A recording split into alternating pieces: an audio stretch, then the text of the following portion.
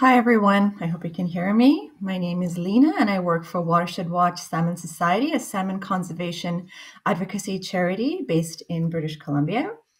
At Watershed Watch, we work remotely. So today I'm coming to you from my home in the Coquitlam River sub-watershed to the Fraser River on unceded territory of the Coquitlam Nation in Port Coquitlam. In 2015, I was privileged to take the Watershed Society's Sustainable Living Leadership Program expedition down the Fraser River from source to sea, where we camped along the river, paddled and rafted down the main stem. And during that time, I was awed by the geological and cultural histories of this watershed. It gave me a greater appreciation for the power of and the importance of this river, and a deep respect for those working so tirelessly to live in harmony with it and its inhabitants. Okay. So at Watershed Watch, our work is focused around salmon, water, and watersheds. So this is just a very quick overview of some of our campaigns on the go. Today, I'll talk about the last panel here, Connected Waters, kind of talk about some of the work that we are doing through our Connected Waters campaign to promote fish-friendly flood control infrastructure and opportunities to manage for floods in this region that can be multi-beneficial in their outcomes. So some of you might have seen this map already. We've kind of been showing it off ever since our campaign launched back in 2016. Essentially, what we have here is just the entire Lower Fraser watershed, which is what we did in our initial mapping work. We're actually looking to update this map over the course of the next few months. But what we have in the Lower Fraser are about 600 kilometers of dikes, about 100 pump stations, and about 500 gates that control and move the water into the Fraser and into Boundary Bay. So that we don't have an influx of water behind the dikes that could overwhelm our communities.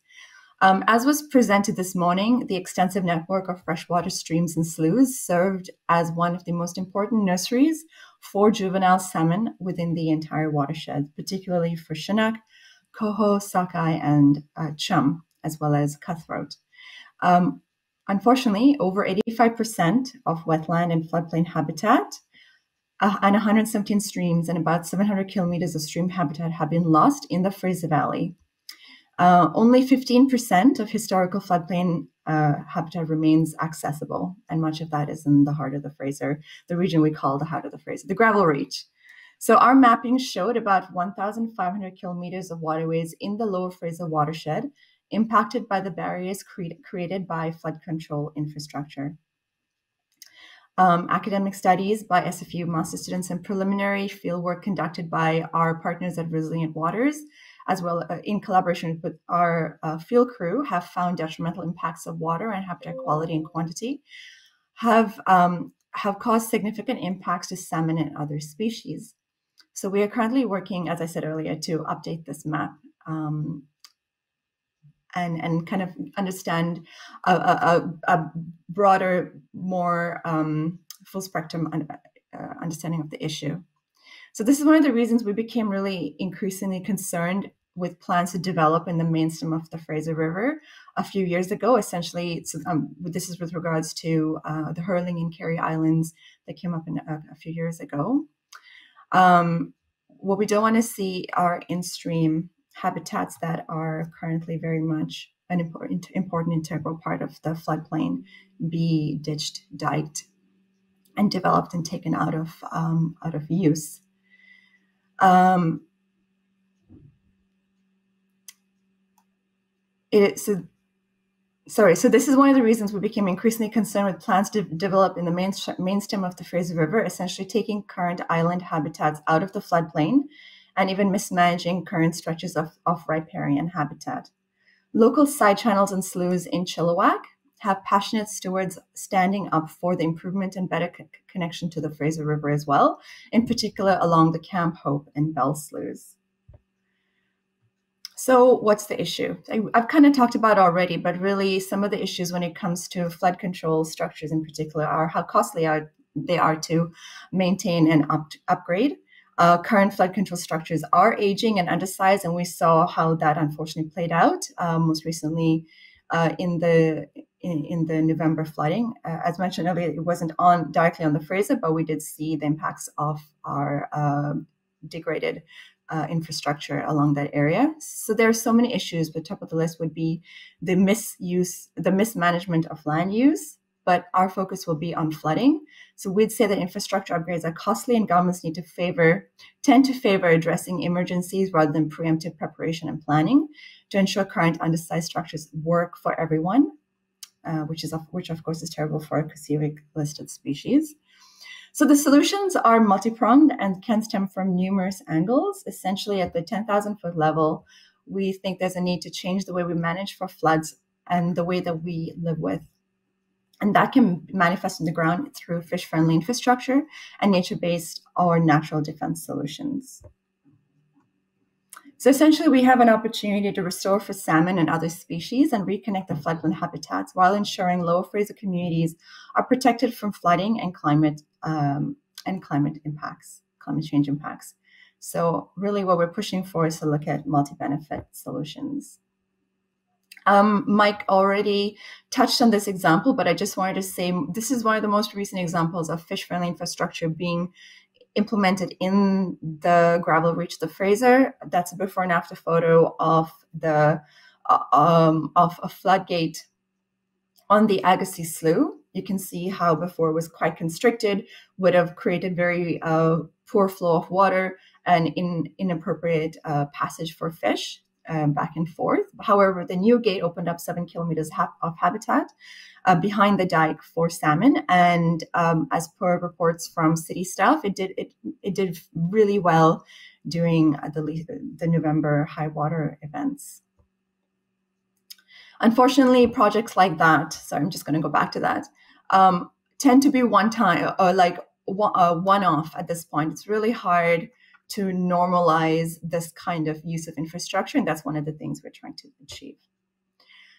So I guess let's jump a little bit into some solutions. So with our partners at Resilient Waters, we created a series of educational animations to show to help people understand how flood infrastructure currently works, like in this animation of an impeller pump doing very sad things to fish, versus how it could work. So most pump stations in the Lower Fraser, except for a handful, are actually impeller pump stations. And so as they pull water, they're pulling fish and other small amphibians, and the mortality rate through these systems are quite high. Unfortunately, this is the norm.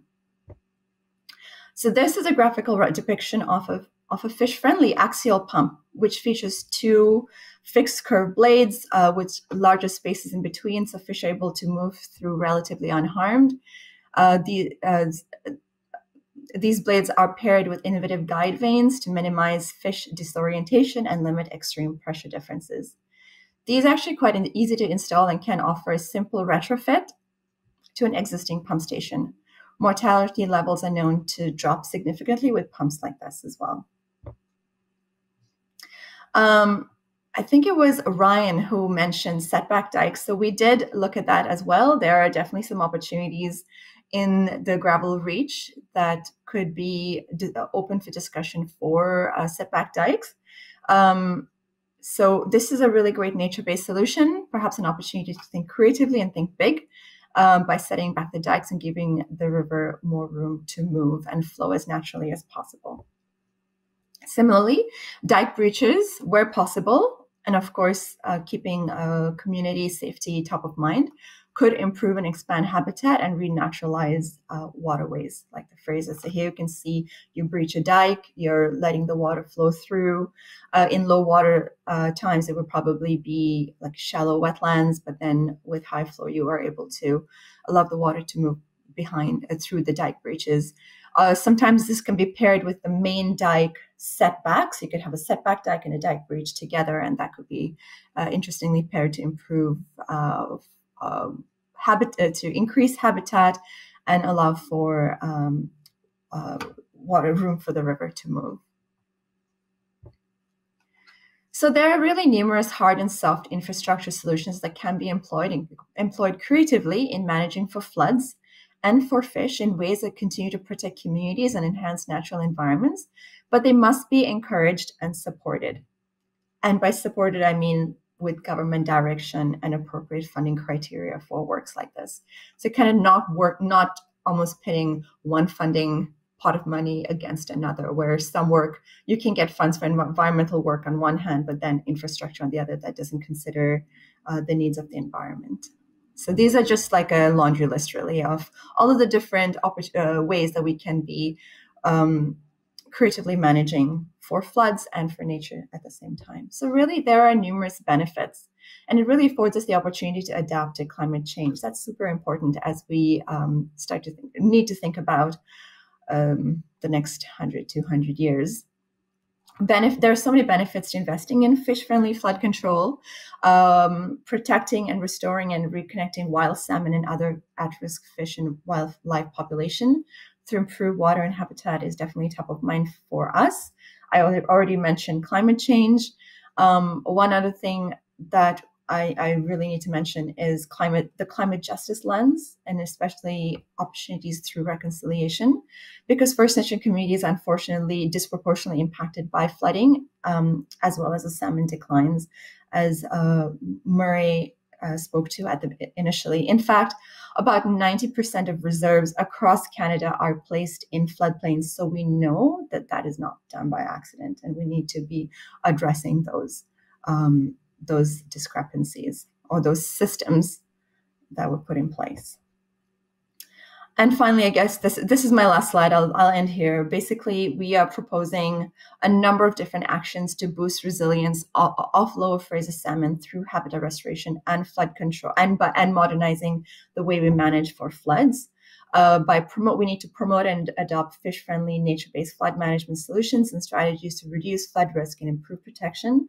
We need to fund the inclusion of ecological and social objectives through new dedicated funding pots, but also improve criteria in existing infrastructure funding programs. We must ensure collaborative conservation and protection plans incorporate lateral floodplain connectivity, not just like upstream, downstream, but the lateral movement of water, and nature-based solutions and fish-friendly solutions can do that job. We must see more support for nature-based solutions that provide multiple benefits, so renaturalization, reconciliation, improving access to habitat for even our health benefits and recreation. There's so many different opportunities here. And finally, we need to, something happened to my screen. I can't see my slide. So we need to, something keeps happening here. Well, you can see the last point there. We need to ensure watershed security strategies address flood management and salmon habitat restoration in managed floodplains like the Lower Fraser. So basically, what we don't want to see is more ditching, draining, and diking, and increasing the height of dikes, like what happened. The dikes are not built around Hurling or Kerry, but what could potentially happen there. And we need to see, and in areas that are not already diked, we need to find opportunities to improve fish passage and safely open up habitat. So I guess I'll just end it there, and thank you for the opportunity to present.